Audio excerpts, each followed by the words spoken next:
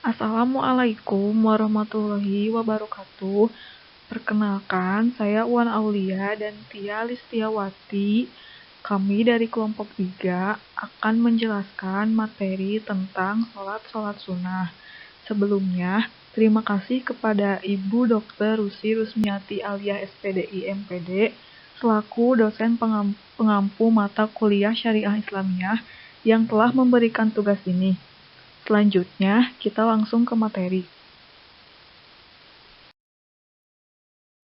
Sholat sunnah. Yang pertama, pengertian sholat sunnah. Asal kata sholat berasal dari bahasa Arab. Sholat menurut bahasa adalah berdoa atau memohon kebaikan.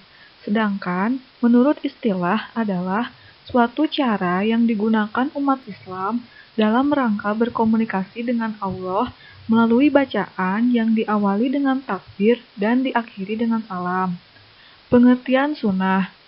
Sunnah yaitu yang apabila dikerjakan akan mendapat pahala dan jika tidak dikerjakan tidak berdosa. Jadi, sholat sunnah adalah sholat yang dianjurkan untuk dilaksanakan, namun tidak diwajibkan sehingga tidak berdosa apabila ditinggalkan. Dengan kata lain, apabila dilakukan dengan baik serta penuh dengan keikhlasan, akan tampak hikmah dari rahmat Allah Subhanahu wa Ta'ala. Hukum melaksanakan sholat sunnah.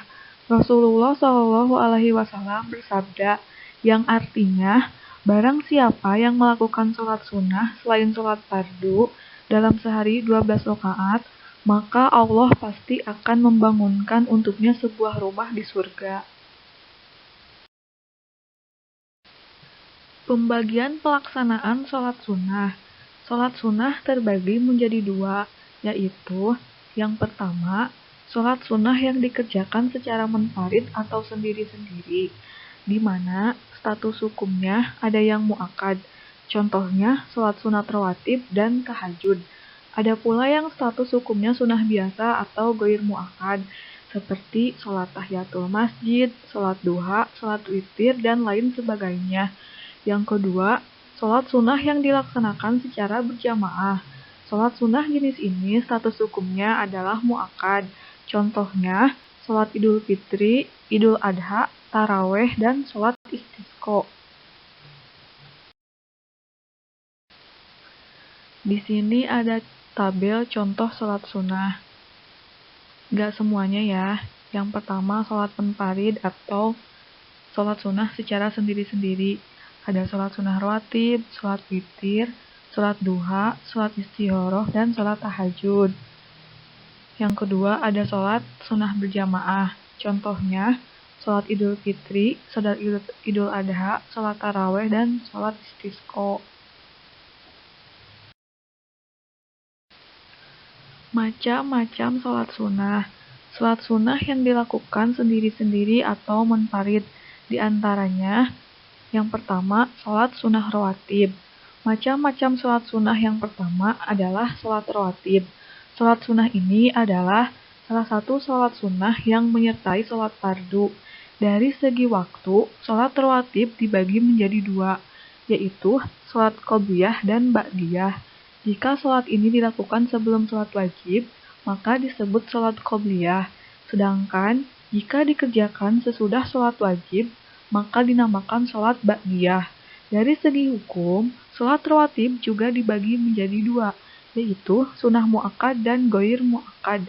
Sunnah muakkad artinya sunnah yang sangat dianjurkan karena banyaknya keutamaan di dalamnya.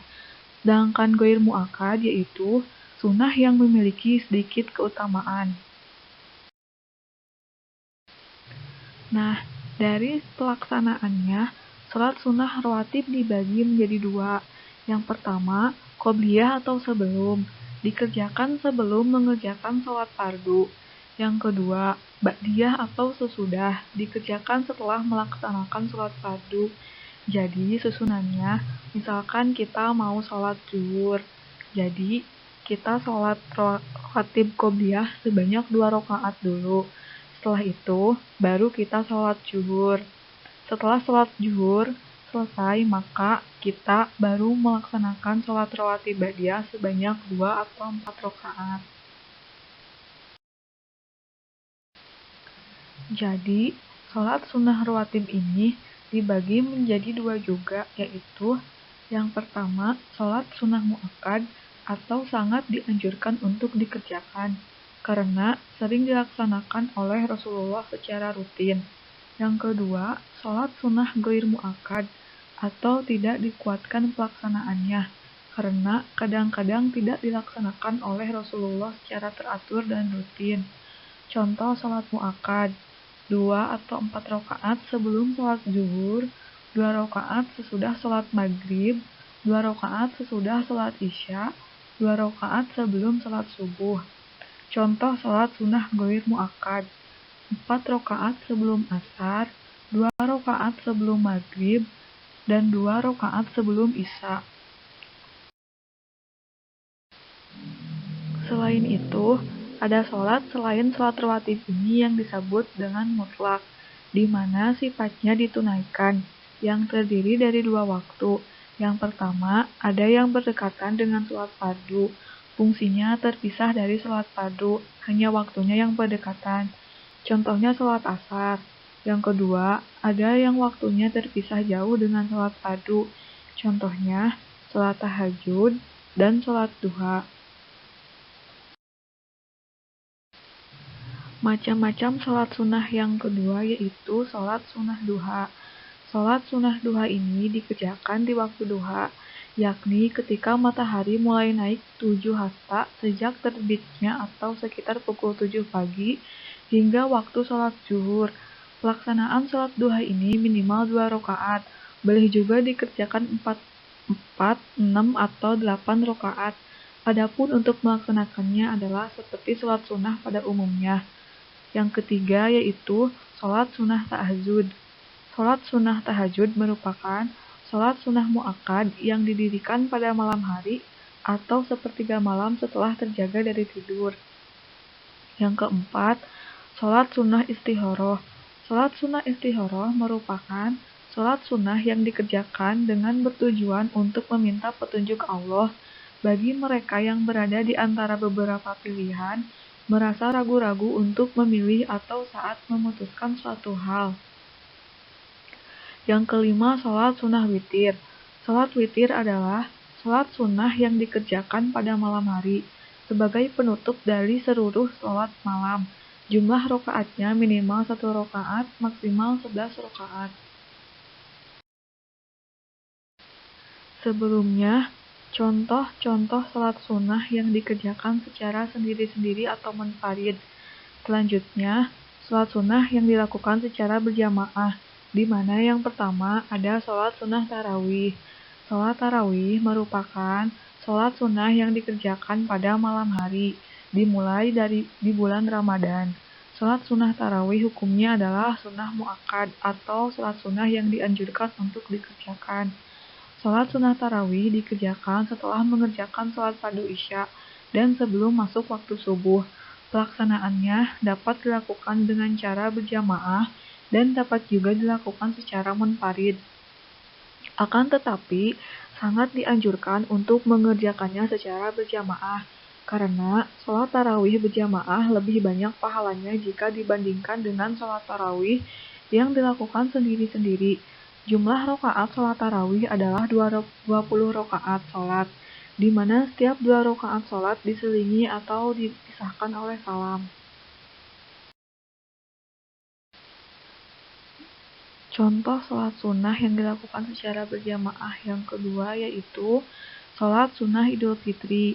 Sholat sunnah Idul Fitri merupakan sholat sunnah yang hanya dikerjakan saat perayaan Hari Raya Idul Fitri. Sholat Idul Fitri dilaksanakan pada pagi hari.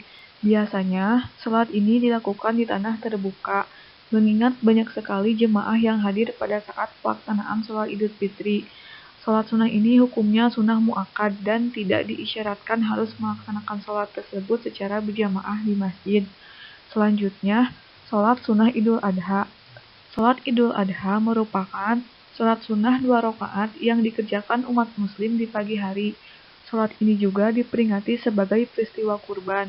Setelah sholat ini biasanya dilakukan penyembelihan hewan kurban untuk memperingati perintah Allah kepada Nabi Ibrahim yang menyembelih domba sebagai pengganti putranya. Idul Adha jatuh pada tanggal 10 bulan Zulhijjah. Harinya jatuh persis 70 hari setelah perayaan Idul Fitri. Jadi, secara teknis, sholat Idul Fitri dengan sholat Idul Adha memiliki kesamaan. Keduanya sama-sama memiliki hukum sunnah mu'akkad, dilaksanakan sebanyak 2 rakaat, dengan rakaat pertama 7 takbir, dan rakaat kedua sebanyak 5 takbir. Keduanya juga tidak didahului dengan azan dan iqomat. Disunahkannya adanya khutbah sesudah dilaksanakan sholat. Selanjutnya, sholat istisqa. Sholat istisqa yaitu sholat yang bertujuan untuk meminta kepada Allah Subhanahu wa Ta'ala agar menurunkan hujan. Biasanya dilaksanakan ketika terjadi kemarau panjang. Hukum sholat istisqa adalah sunnah mu'akkad bagi yang terkena musibah kelangkaan air untuk minum dan kebutuhan lainnya. Waktu terlarang untuk melaksanakan sholat sunnah. Beberapa sholat sunnah dilakukan terkait dengan waktu tertentu, namun bagi sholat yang dapat dilakukan pada waktu yang bebas, contohnya sholat mutlak, maka beberapa waktu yang tidak boleh dilakukannya sholat sunnah. Yang pertama, matahari terbit hingga naik setinggi lembing. Yang kedua, sesudah asar sampai matahari terbenam. Yang ketiga, sesudah subuh. Yang keempat, ketika matahari terbenam. Keutamaan mengerjakan sholat sunnah. Yang pertama, menutupi kekurangan sholat fardu. Yang kedua, merupakan suatu amalan yang baik. Yang ketiga, sholat sunnah dapat menghadirkan kecintaan Allah. Yang keempat, merupakan bentuk syukur seorang hamba kepada Allah. Yang kelima, diberikan petunjuk pada pendengaran, penglihatan, kaki dan tangannya serta doanya pun mustajab. Sekian materi yang kita sampaikan. Mohon maaf dari segala kekurangannya. Wassalamualaikum warahmatullahi wabarakatuh.